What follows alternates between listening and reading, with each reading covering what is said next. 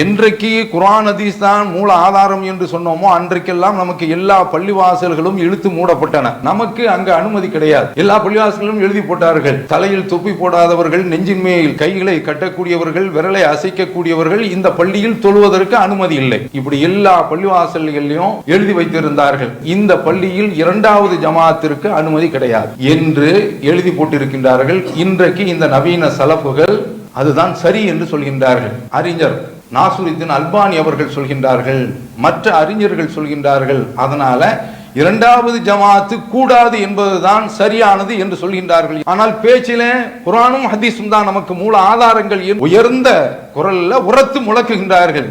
ஆனால் செயல்பாட்டில் இரண்டாவது ஜமாத்திற்கு அனுமதி இல்லை என்று சொல்கின்றார்கள் என்றால் இவர்கள் ஹதீஸுக்கு நேர் எதிரான திசையில், வஹீக்கு நேர் எதிரான திசையில் பயணித்துக் கொண்டிருக்கின்றார்கள். அஸ்ஸலாமு அலைக்கும் வரஹ்மத்துல்லாஹி வபரகாத்துஹு. அருமை சகோதரர்களே, தமிழ்நாடு தௌஹீத் ஜமாத்தினுடைய மாநில தலைமை அழகிய முன்மாதிரி இப்ராஹிம் அலைஹிஸ்ஸலாம் என்ற தலைப்பின் கீழ் ஒரு 10 மாத செயல் திட்டத்தை அறிவித்திருந்தது. அந்த செயல் திட்டம் இறைவனுடைய அருளால் பல்வேறு மாதங்களில் பல்வேறு தலைப்புகளிலே மக்களிடத்திலே சென்று கொண்டிருக்கின்றது. இந்த மாத தலைப்பாக இறை செய்தியை இறுக பற்றி பிடித்த இப்ராஹிம் நபி என்ற தலைப்பின் கீழ் மக்களிடத்தில் வஹீயைத்தான் பின்பற்ற வேண்டும் என்ற கருத்தை வலுவாக வைக்கின்றோம். குர்ஆன் ஹதீஸ் சொல்லக்கூடிய அந்த அஸ்திவாரத்தை மக்களுக்கு மத்தியில் மீண்டும் வலுவாக நிறுவிக் கொண்டிருக்கின்றோம், நிர்மாணித்து கொண்டிருக்கின்றோம். இந்த தலைப்பு இந்த காலத்தில் மிகவும் அவசியமாக இருக்கின்றது. ஏனென்றால் ஒரு கூட்டம் இன்றைக்கு ஏகத்துவத்தினுடைய பெயரிலே, குர்ஆன் ஹதீஸ் என்ற பெயரிலே, முன்னோர்கள் வழி, அதாவது சலஃபு சாலிஹீன்கள் வழி என்ற பெயரில் வஹீயை விட்டு மக்களை வேறு வழியிலே திருப்பி சென்று கொண்டிருக்கின்றார்கள். அதை தடுத்து நிறுத்துவது இந்த ஜமாத்தினுடைய கடமை. எல்லாமல்ல அல்லாஹ் அறிந்தவன், வஹீயினுடைய அடிப்படையில் இந்த ஜமாத்து உறுதியாக பயணித்துக் கொண்டிருக்கின்றது.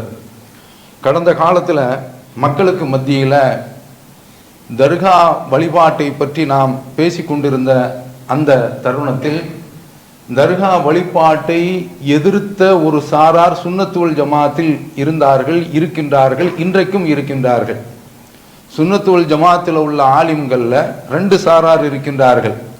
ஒரு சாரார் தர்கா கூடாது என்ற நிலைப்பாட்டில் உள்ளவர்கள், இன்னொரு சாரார் தர்கா கூடும் என்ற நிலையில் உள்ளவர்கள்.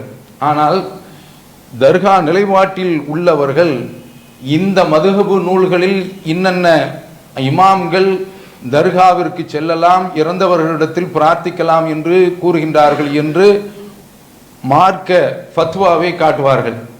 அதே போல இந்த பக்கம் இவர்களும் தூக்கி போடுவார்கள். சமநிலையில் சென்று கொண்டிருந்தது. அல்லாஹ்வுடைய கிருபையினால வஹீயை மட்டும்தான் பின்பற்ற வேண்டும், நம்முடைய மார்க்கத்தினுடைய அடிப்படை ஆதாரங்கள், அடித்தளங்கள் 2 தான், குர்ஆன் ஹதீஸ் என்று சொன்ன மாத்திரத்தில் இறைவனுடைய அருளால் அவர்களும் பிரச்சாரம் செய்து கொண்டிருந்தார்கள். ஆனால் அந்த பிரச்சாரத்தில் யாரு தர்கா வழிபாடு கூடாது என்று சொல்லிக் கொண்டிருந்தார்களே அவர்களும் பிரச்சாரம் செய்து கொண்டிருந்தார்கள். மக்களிடத்தில் சத்திய கருத்தை போதித்துக் கொண்டிருந்தார்கள். கூடு கந்திரிகளை அவர்கள் கடுமையாக எதிர்த்து கொண்டிருந்தார்கள். கேலி நக்கல்கள் எல்லாம் பண்ணினார்கள். ஆனால் அவர்களுடைய அந்த கருத்து மக்களிடத்தில் போய் சேராததற்கு காரணம் அவர்கள் குர்ஆனை மையப்படுத்தவில்லை, ஹதீஸை மையப்படுத்தவில்லை, இமாம்களுடைய மேற்கோள்களை அவர்கள் எடுத்து காட்டியதன் காரணமாக அது ஒரு வலுவான அடித்தளத்தை மக்களிடத்தில் பெறவில்லை. இறைவனுக்கு எல்லா புகழும். தௌஹீத் ஜமாத் இந்த கருத்தை வைத்த பொழுது, எந்த கருத்து? குர்ஆன் ஹதீஸ் மட்டும்தான் மூல ஆதாரங்கள், அந்த 2ஐ மட்டும்தான் பின்பற்ற வேண்டும் என்ற கருத்தை மக்களிடத்தில் வைத்த மாத்திரத்தில் அது தீயாக பற்றி கொண்டது. மக்களிடத்தில் அது வேகமாக சென்று இன்றைக்கு தமிழக அளவில் பெரும் கொண்ட கூட்டம் இந்த சத்தியத்தின்பால் ஈர்க்கப்பட்டு இருக்கின்றார்கள். இந்த தருணத்தில் ஒரு கூட்டம் பழைய பாதைக்கு திரும்ப அழைத்து கொண்டிருக்கின்றார்கள். அவர்கள்தான் சலஃபுகள் என்ற பெயரில் உளரக்கூடியவர்கள். அவர்கள் நாம் அவர்களை பற்றி புரிய வேண்டும் என்றால் கடந்த காலத்தை கொஞ்சம் நாம கண் முன்னால் கொண்டு வர வேண்டும். என்றைக்கு குர்ஆன் ஹதீஸ் தான் மூல ஆதாரம் என்று சொன்னோமோ அன்றைக்கெல்லாம் நமக்கு எல்லா பள்ளிவாசல்களும் இழுத்து மூடப்பட்டன. பள்ளிவாசல்கள் திறந்திருந்தன, நமக்கு அங்கு அனுமதி கிடையாது. எல்லா பள்ளிவாசல்களும் எழுதி போட்டார்கள், தலையில் தொப்பி போடாதவர்கள், நெஞ்சின் மேல் கைகளை கட்டக்கூடியவர்கள், விரலை அசைக்கக்கூடியவர்கள் இந்த பள்ளியில் தொழுவதற்கு அனுமதி இல்லை. இப்படி எல்லா பள்ளிவாசல்களையும் எழுதி வைத்திருந்தார்கள்.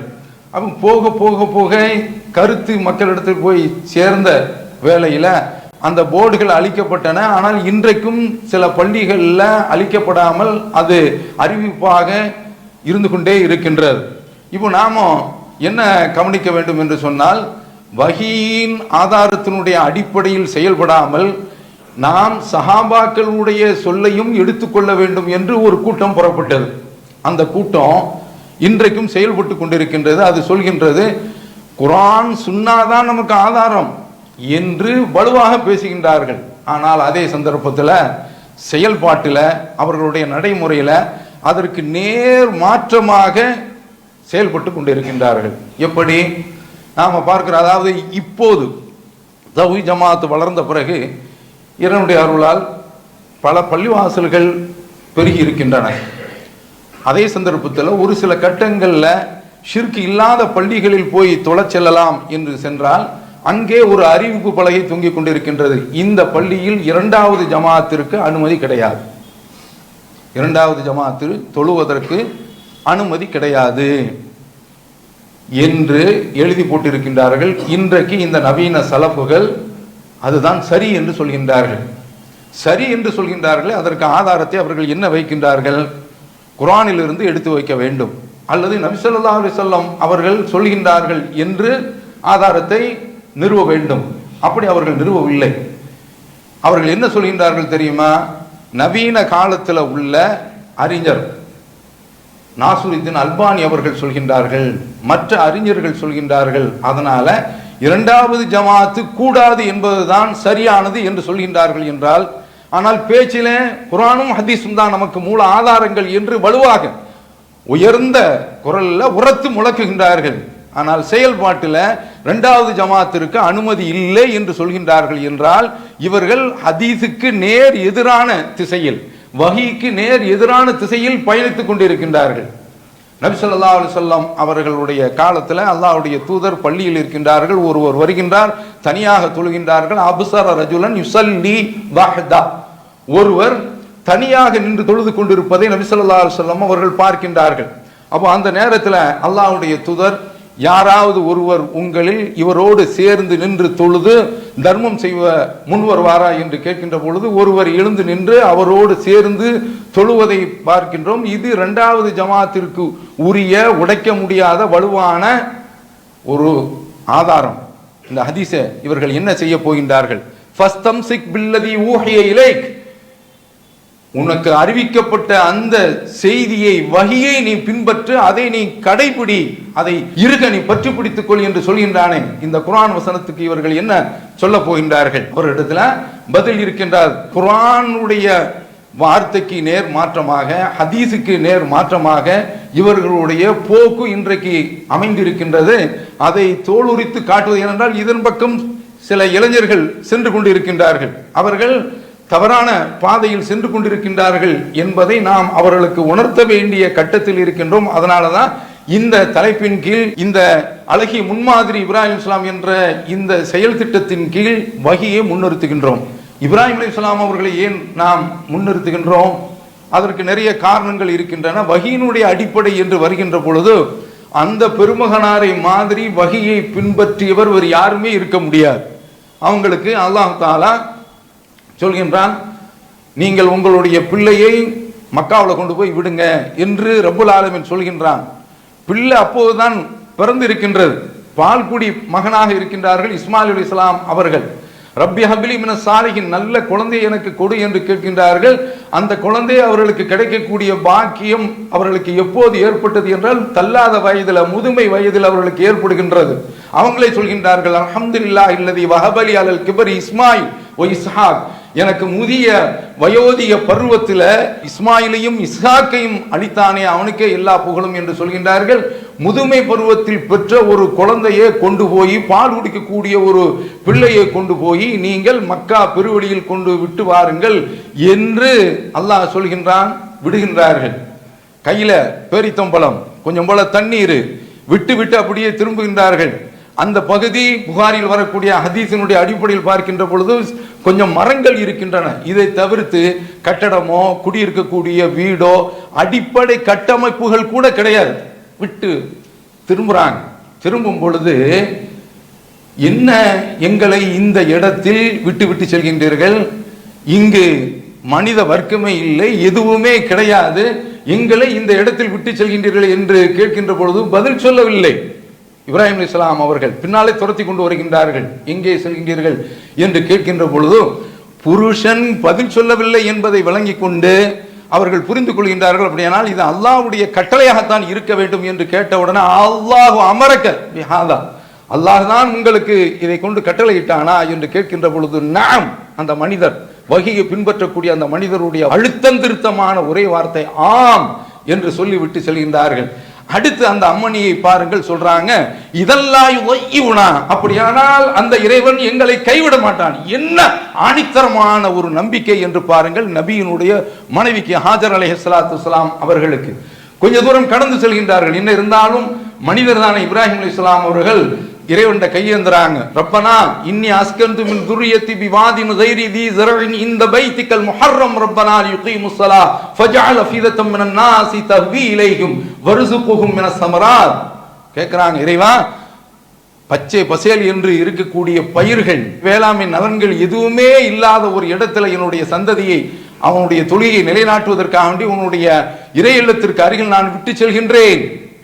ஃபஜால் அஃபீதத்தம் மினன் நாஸி தஹ்வி இலைஹிம், மக்களுடைய உள்ளங்கள் இவர்கள் பக்கம் ஈர்க்கப்பட செய் என்று கேட்டுவிட்டு அங்கிருந்து திரும்புகின்றார்கள். எல்லா விதமான கனிவளங்களையும் நீ கொடு என்று கேட்கின்றார்கள். அத்தனை துஆவையும் இப்ராஹிம் அலைஹிஸ்ஸலாம் அவர்கள் கேட்ட அந்த பிரார்த்தனைகள் அத்தனையுமே அல்லாஹ் தஆலா அங்கீகரித்து கொடுக்கின்றான். கொஞ்ச நாள்ல அவர்கள் கேட்ட அத்தனையுமே அவருடைய சந்ததிக்கு அல்லாஹ் கொடுக்கின்றான். இங்க என்ன பார்க்கிறோம், பச்சிளம் குழந்தையை கொண்டு போய் விடு அப்படிங்கிறாங்க, விட்டு வர்றாங்க. இதுதான் கொஞ்ச நேரத்தில் மலக்கு வர்றாங்க. அப்பொழுது ஜம்சம் தண்ணீர் அங்கே பெருக்கெடுக்கின்றது. இதை நம்ம ஹதீஸிலே நாம பார்க்கலாம். அதுதான் வரலாறு என்பதை நாம் தெரிந்திருக்கின்றோம். அதற்கடுத்து பையனை அறுக்க சொல்றான் அல்லாஹ் தஆலா. அதுல ஏதாவது ரப்பே என்னுடைய பிள்ளையை நீ அறுக்க சொல்றியே என்று கேட்கின்ற பொழுது ரப்பி ஹப்லி மினஸ் சாலிஹீன், சாலிஹான பிள்ளை எனக்கு கொடு என்று கேட்டார்கள். ஏப்பா இன்னி அரா ஃபில் மராமி அன்னி அதுபஹுக்க ஃபந்துர் மா தரா, உன்னை நான் அறுத்து பலியிட கனவில் காணுகின்றேன், நீ என்னப்பா நினைக்கிறேன் என்று கேட்கின்ற பொழுது யா வத்து ஃபஅல் மா துமர், என் அருமை தந்தையே உங்களுக்கு இடப்பட்ட கட்டளை நீங்கள் அப்படியே நீங்கள் நிறைவேற்றுங்கள். சதஜிதுனி இன்ஷா அல்லாஹு மினஸ் சாபிரி, என்னை பொறுமையாளர்களுடைய பட்டியலில் நீங்கள் காண்பீர்கள் என்று சொல்கின்றார்கள். என்று சொன்னால் மல்லாக்க கடத்துகின்றார்கள். கடைசில ரப்புல் ஆலமீன் அவர்களை அதிலிருந்து காப்பாற்றி ஒரு ஆட்டை அங்கு பலி கொடுக்க செய்கின்றான். இன்றைக்கு உலக மக்கள் அத்தனை பேர்களும் கியாமத் நாள் வரைக்கும் இந்த காரியத்தை செய்ய வேண்டும் என்பது அவர்களுடைய அந்த வாழ்க்கையை நினைவு கூறுவதற்காக வேண்டி இங்க அவர்கள் செய்தது என்ன, வஹீனுடைய அடிப்படையில் அவர்கள் செயல்பட்டு இருக்கின்றார்கள். பிள்ளையாறு என்று சொன்னால் அதிலையும் அவர்கள் பின்தங்கவில்லை, தாமதிக்கவில்லை, தயங்கவில்லை. இதுதான் அந்த திருமகனாருடைய வாழ்க்கை வரலாறு. அடுத்து தன்னுடைய தந்தையார் இடத்துல போதிக்கின்றார்கள். நீங்க வாங்க சத்தியத்தை ஏற்றுக்கொள்ளுங்கள் என்று சொல்கின்ற பொழுது தந்தையார் எகிறுகின்றார். ஏறி அவரிடத்தில் பேசுகின்றார்கள். லஇல்லன் தன்தஹி அர்ஜு மன்னக்க வஹ்ஜுர்னி மலியா, இந்த பிரச்சாரத்தை எங்கட செய்யக்கூடாது, விலகி செல்லவில்லை என்றால் உன்னை கல்லால் அடித்து கொள்ளுவேன், ஓடிரு அப்படிங்கிறாங்க. சலாமுன் அலைக் சொல்றாங்க, என்னுடைய தந்தையே உங்களுக்கு சலாம் உண்டாவதாக, சஸ்தக்ஃபிருலக்க உங்களுக்காக நான் பாவ மன்னிப்பு தேடுகின்றேன், இன்னஹு கானபி ஹஃபியா, என்னுடைய ரப்பு என் மீது இரக்கம் உள்ளவன் என்று சொல்லிட்டு வந்துட்டாங்க. கடைசியில தந்தை வரவே இல்லை. அப்போ அவங்களுக்கு பாவ மன்னிப்பு தேடுறேன்னு சொன்னாங்கல்ல, பாவ மன்னிப்பு தேடுகின்றார்கள். ரப்பு ஃபிர்லி, என்னுடைய தந்தைக்கு பாவ மன்னிப்பை கொடு என்று கேட்கின்றார்கள். இப்ப அல்லாஹ் அறிவிக்கிறான், மாகான லின் நபி வல்லதீன ஆமனு யஸ்தக்ஃபிரு லில் முஷ்ரிகீன் உலவுக்கானு ஒளி குருபா மின்பாதி மா தபையனலகும் அன்னகும் அசாபுல் ஜஹீம். ரசூலுல்லாஹ்வுடைய காலத்துல இறந்து போன நிராகரிப்பாளருக்காக வேண்டி பாவ மன்னிப்பு தேட முனைகின்ற பொழுது அல்லாஹ் தஆலா சொல்கின்றான், நபிக்கோ மூமின்களுக்கோ இறந்து போனவர்கள் நரகவாதிகள் என்று தெரிந்ததற்கு பிறகு, நரகவாசிகள் என்று தெரிந்ததற்கு பிறகு அவர்களுக்கு பாவமன்னிப்பு தேடுவதற்கு உரிமையே கிடையாது. மாகான இஸ்திக்பார் இப்ராஹிம் அபி இல்லா மௌஇதத்தின் வஅதஹா இய்யா, ஒரு வாக்குறுதி கொடுத்தாரு, அதை நிறைவேற்றுவதற்காக அவர் கேட்டார். ஃபலம்மா தபய்யன லஹு அன்னஹு அதுவுல் இல்லா, அவர் அல்லாஹ்வுக்கு விரோதி என்று தெரிந்த பிறகு தபர்ரா மின்ஹு, விலகி கொண்டார். இன்ன இப்ராஹிம் அவ்வாஹுன் ஹலீம், இப்ராஹிம் பொறுமைசாலி, பணிந்து உருகக்கூடியவர்கள். இதுதான் அந்த மனிதருடைய வாழ்க்கையில ஒரு பக்கம் நேர்முகமான கட்டளை அத்தனையுமே நிறைவேற்றி முடிச்சாங்க. இந்த பக்கம் தன்னுடைய தந்தை நரகத்திற்கு போவதை யாரால் சகிக்க முடியும்? அவர் நரகவாதி என்று தெரிந்ததற்கு பிறகு விலகி கொண்டார்கள். அப்ப வஹீல அப்படியே தன்னை ஐக்கியப்படுத்திக் கொண்டவர்கள், வஹீல தன்னை அடக்கி கொண்டவர்கள், வஹீக்காக வேண்டி தன்னுடைய வாழ்க்கையை அர்ப்பணித்தவர்கள். இதுதான் இப்ராஹிம் அலைஹிஸ்ஸலாம். அதனால அவர்களுடைய பெயரால வஹீனுடைய அடிப்படையில் நாம் செயல்படுவோம் என்ற இந்த தலைப்பு எடுக்கப்பட்டு இதை மக்களிடத்தில் நாம் பிரச்சாரம் செய்கின்றோம். இதுல இந்த மாதம் இந்த சலஃபுகளுடைய முகத்தை அடையாளம் காட்டுவது, அவர்களை தோல் உரித்து காட்டுவது. அடுத்த மாதம் மதுஹபுகளுடைய அடிப்படை. கடந்த காலத்தில் இந்த வாசல்கள் எல்லாம் திறந்து இருந்ததின் காரணத்தினாலதான் ஆளுக்கால் ஒரு சட்டத்தை சொல்லிக் கொண்டிருந்தார்கள். எந்த அளவிற்கு சென்றது? யாக்குத்பா என்ற அந்த ஒரு கவிதையிலே வருகின்றது. அதுல குறிப்பிடுகின்றார்கள், முஹீதீன் அப்துல் காதிர் ஜீலானியை பார்த்து அல்லாஹ் தஆலா சொல்றாங்க, வகத் அதாக ஹிதாபுல்லாஹி முஸ்தமியா, நீங்க நல்ல செவியுறக்கூடிய வகையில அல்லாஹ்விடத்தில் இருந்து உரையாடல் உங்களுக்கு வந்தது என்று சொல்கின்றான் என்று சொன்னால் ரசூலுல்லாஹ் என்ன சொல்றாங்க? லம் யபுக்க மினன் நுபுவத்தி இல்லல் முபஷ்ஷிராத், நபித்துவத்தில் தூது செய்தியில வகையில எஞ்சி இருப்பது எதிரிமா ஒன்றே ஒன்றுதான், நன்மாராயங்கள். நன்மாராயம் கூறக்கூடியவர்கள் என்றால் என்ன என்று கேட்கின்ற பொழுது அர்ருயா அஸ்ஸாலிஹா, நபி ஸல்லல்லாஹு அலைஹி வஸல்லம் அவர்கள் சொல்கின்றார்கள், நல்ல கனவு. இதை தவிர எல்லா வாசலும் அடைக்கப்பட்டு விட்டது. அப்ப இவன் என்ன செய்யறான்? இந்த வாசலை திறந்து விட்டான். அதனால ஒரு கூட்டம் அந்த பக்கம் நின்றது. என்றைக்கு இந்த அஸ்திரத்தை மக்களிடத்தில் தூக்கி போட்டோமோ, இறைவனுடைய அருளால் அந்த வாசலாம் அடைக்கப்பட்டு இன்றைக்கு மக்கள் சாரசாரையாக சத்தியத்தின் பக்கம் இணைந்து கொண்டிருப்பதை பார்க்கின்றோம். இதை முடக்கக்கூடிய வகையில, இதை ஓய்க்கக்கூடிய வகையில, இதை சாய்க்கக்கூடிய வகையில இந்த சலஃபுகளுடைய போங்கும் அவர்களுடைய செயல்பாடும் அமைந்திருக்கின்றது.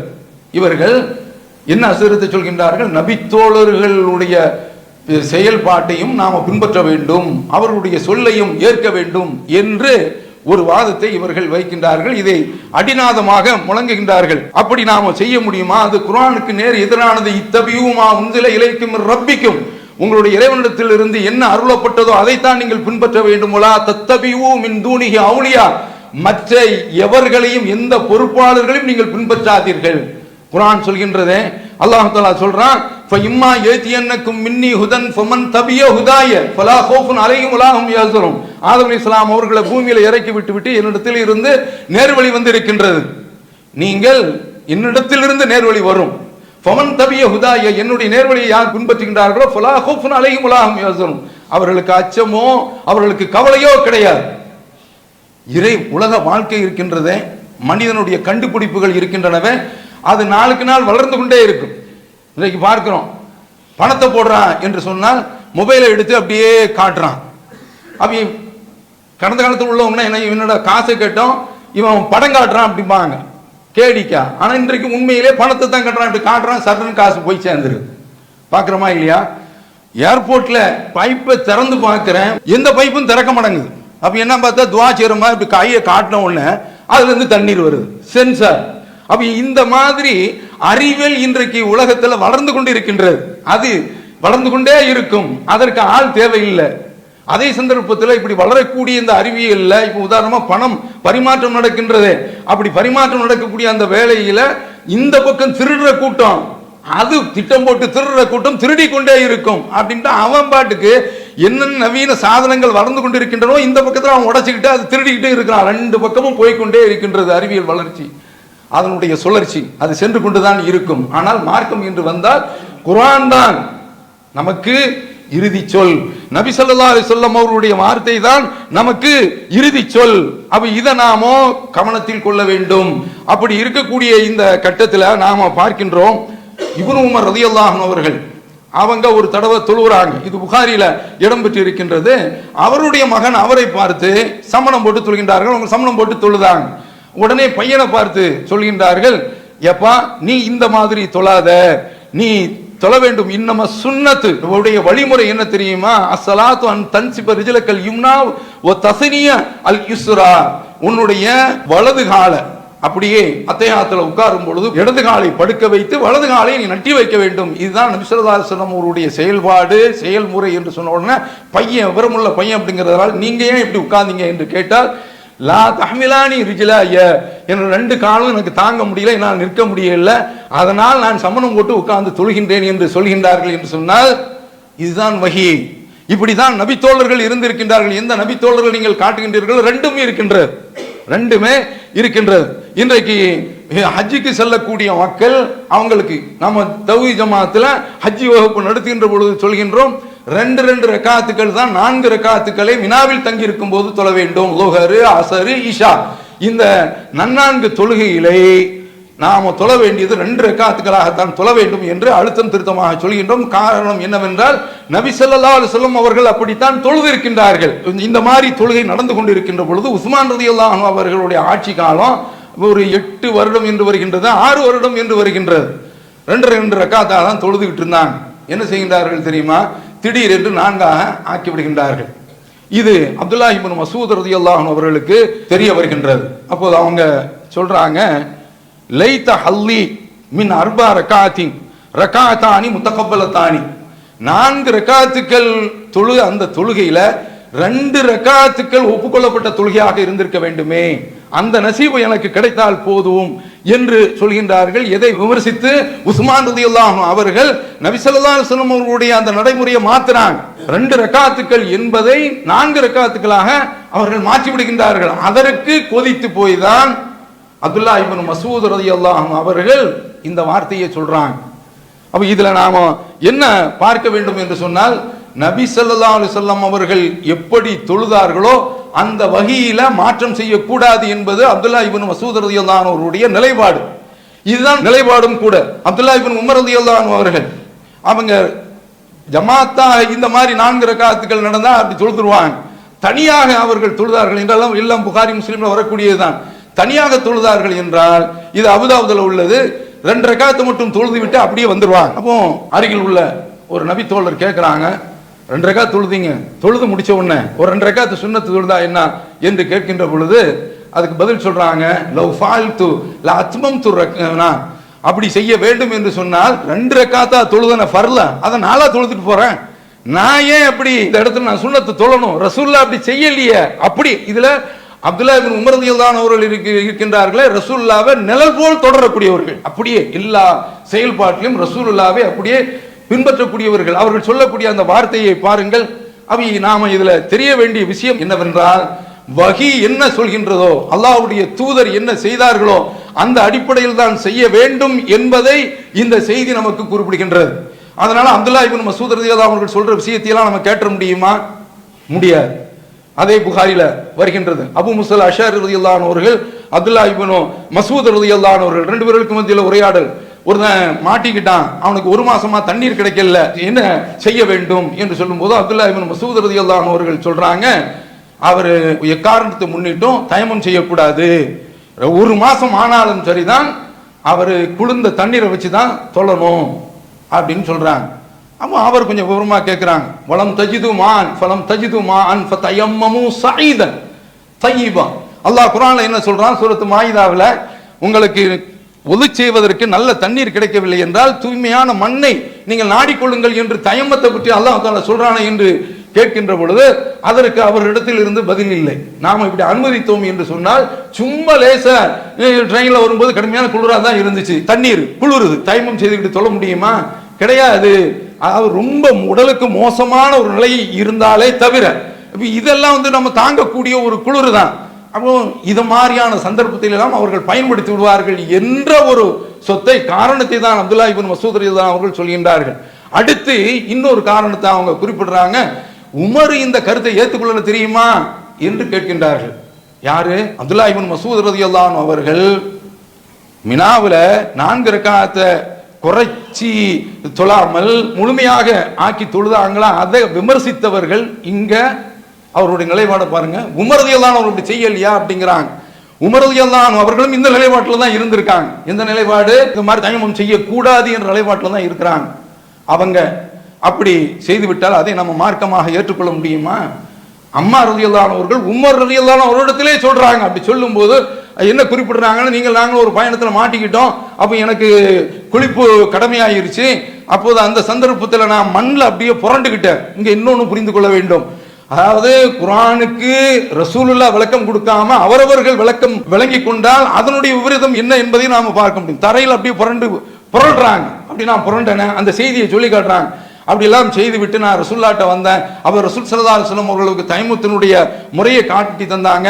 தரையில நீ தட்டி ஒரு கையை இன்னொரு கை மேல அப்படி இடது கைய வலது கையினுடைய புறங்கள் அதே போல இப்படி மாற்றி தொடச்சி முகத்தை தொடச்சிட்டா போதும் என்று சொன்னார்களே, உங்களுக்கு நினைவில்லையா அப்படிங்கும் போது இத்தகுல்லாஹ் யா அம்மார் அப்படிங்கிறாங்க. அம்மாரே நீ அல்லாஹ் வஞ்சிக்க அப்படிங்கிறாங்க. இவங்களுக்கு நினைவு இல்லை. ஆனா அம்மார் ரலியல்லாஹு அன்ஹு அவர்களுடைய செய்தி தான் இன்றைக்கு சமுதாயத்தில் ஆதாரமாக இருக்கிறது என்பது வேறு விஷயம். நாம் இங்க என்ன கவனிக்க வேண்டும் என்று சொன்னால், உமர் ரலியல்லாஹு அன்ஹு அவர்கள் சொல்லி இருந்தாலும் இங்க என்ன நம்ம பார்க்கிறோம், வஹி என்ன சொல்கின்றது? நபி ஸல்லல்லாஹு அலைஹி வஸல்லம் அவர்கள் தயமத்துக்கு அனுமதி கொடுத்திருக்கின்றார்கள். அம்மாருடைய அந்த முறைதான் இன்றைக்கு சமுதாயத்தினுடைய செயல்பாடாக இருக்கின்றது. அப்ப என்ன என்று நம்ம பார்க்கின்ற பொழுது இதுல அப்துல்லாஹ் இப்னு மஸ்ஊதும் அதை கொண்டு உமர் ரலியல்லாஹு அன்ஹு அவர்கள் ஓரணியில் நின்றாலும் நமக்கு என்ன ஃபஸ்தம்சிக் பில்லதி ஊஹிய இலை, உங்களுக்கு என்ன அறிவிக்கப்பட்டிருக்கின்றதோ அந்த வஹியை நீங்கள் பற்றி பிடித்துக் கொள்ளுங்கள். இந்த இறை தூதர் இந்த வஹி செய்தியை விளக்குவதற்காக வேண்டியே அவர்கள் அனுப்பப்பட்டிருக்கின்றார்கள். இதுதான் குர்ஆன் சொல்லக்கூடிய கருத்து. இப்படி பல செய்திகள் குர்ஆன்ல குவிந்து கிடக்கின்றன. அதனால நம்முடைய வாழ்நாள் முழுவதும் பின்பற்ற வேண்டியது வஹி செய்தியை தான், குர்ஆன் ஹதீஸ். இந்த ரெண்டு தடத்தை விட்டு நாம் தாண்டி சென்றோம் என்று சொன்னால் வழிகேட்டில் போய்விடுவோம். இன்றைக்கு சலஃபுகள் அந்த நிலையை நோக்கித்தான் சென்று கொண்டிருக்கின்றார்கள். சஹாபாக்கள் என்று எடுத்துக்கொண்டால் இது நான் உங்களிடத்துல காட்டியது 1-2 தான், இன்னும் ஏராளம் இருக்கின்றன. நாம பார்க்கிறோம் நபி ஸல்லல்லாஹு அலைஹி வஸல்லம் அவர்கள் உம்ரத்துல் கல்லா, அதாவது ஹுதைபியா உடன்படிக்கையின் போது தடுக்கப்படுறாங்க. அந்த உம்ராவை நிறைவேற்றுவதற்காண்டி வர்றாங்க. அப்போ மக்கத்து முஷ்ரிக்கீன்கள் என்ன பேசிக் கொள்கின்றார்கள் என்றால், மதீனாவில் போய் காய்ச்சல் அவங்கள படாத பாடு படுத்திருச்சு, இப்போ ரொம்ப ஆட்கள் உடைஞ்சு போய் வர்றாங்க என்று அவங்க பேசிக்கிறாங்க. இந்த செய்தி நபி ஸல்லல்லாஹு அலைஹி வஸல்லம் அவருடைய காதுக்கு வருகின்றது. அதனால ரசூல் ஸல்லல்லாஹு அலைஹி வஸல்லம் அவர்கள் சொல்றாங்க, முதல் 3 ரவுண்டு இருக்குல்ல வேகமா சுத்துங்க அப்படிங்கிறாங்க. ரம்லு என்று பெயர். தவாப் செய்யும் போது ஹரம்ல மக்காவில் காபாவை சுற்றி தவாப் செய்கின்ற பொழுது முதல் 3 சுற்றுக்கள் இருக்கின்றனவே அது கொஞ்சம் வேகமாக செய்ய வேண்டும். ஏன் அப்படி சொல்றான்ல, அதற்கு மாற்றமாக இந்த இடத்துல என்ன குறிப்பிடுறாங்கன்னா, நபி ஸல்லல்லாஹு அலைஹி வஸல்லம் அவர்கள் 7 சுத்துக்களையுமே வேகமாக சுற்ற சொல்லியிருப்பார்கள். பாவம் அவங்களால முடியாது. ஆனா வஹீனுடைய அடிப்படையில அல்லாஹ் நமக்கு செய்த அருள் கூட இன்றைக்கு சுத்தம்லாம் 7 தடங்களும் சுத்த முடியாது. ஆனால் முதல் 3ல நாம நம்முடைய உடலை கொஞ்சம் அசைச்சா அப்படியாவது என்ன சுழந்துக்கிட்டு வருவோம் மக்கள். அப்ப அந்த கட்டத்தில் வேகமாவெல்லாம் போக முடியாது. ஆனால் நம்முடைய உடல்ல அந்த பாவனை இருக்க வேண்டும்.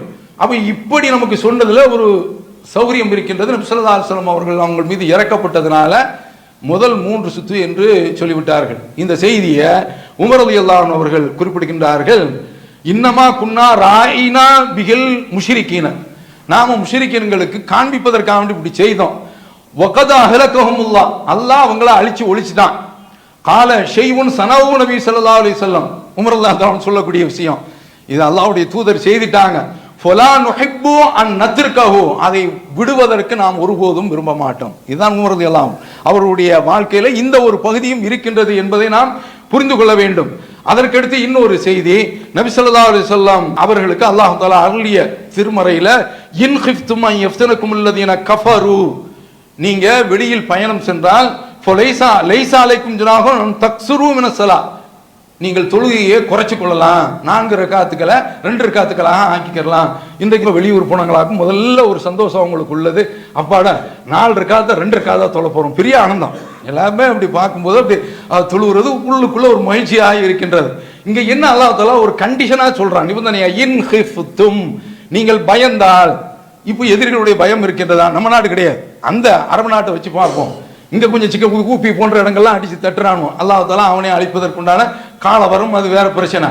அவங்க இப்படி சொல்றாங்களே அப்படின்னு சொன்ன உடனே உமர் ரலியல்லாஹு அன்ஹு ஒரு இடத்துல யாலா பின் உமையா ரலியல்லாஹு அன்ஹு அவர்கள் வந்து என்ற ஒரு அறிவிப்பாளர் வந்து கேட்கிறாங்க, இப்படி வருகின்றது நாம ஏன் இப்பதான் பிரச்சனை இல்லையா, நாளா தொழுதுட்டா என்ன அப்படின்னு கேட்கும்போது உமர் ரலியல்லாஹு அன்ஹு அவர்கள் சொல்றாங்க, உனக்கு ஏற்பட்ட சந்தேகம் எனக்கு வந்தது, நான் ரசூலுல்லாஹ்ட்ட போய் நேரடியா கேட்டேன்.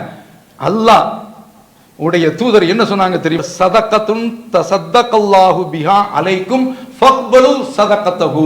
இது அல்லாஹ் போட்ட பிச்சை, மேலதிகமாலாம் பேசிக்கிட்டு இருக்காதீங்க, வாங்கி அனுபவிச்சுட்டு போங்க என்று நபி ஸல்லல்லாஹு அலைஹி வஸல்லம் அவர்கள் சொன்னார்கள் என்ற செய்தி முஸ்லிம்ல இடம்பெறதை நம்ம பார்க்கிறோம். அப்போ உமர் ரலியல்லாஹு அன்ஹுவுடைய இந்த பக்கத்திலும் நாம பார்க்கின்ற பொழுது அறிவு அவங்களுக்கு ஒரு செய்தியை சொல்லுதாங்க, அவர்கள் அதை ஏற்றுக்கொள்ளவில்லை, வகையை தான் பின்பற்றுகின்றார்கள்.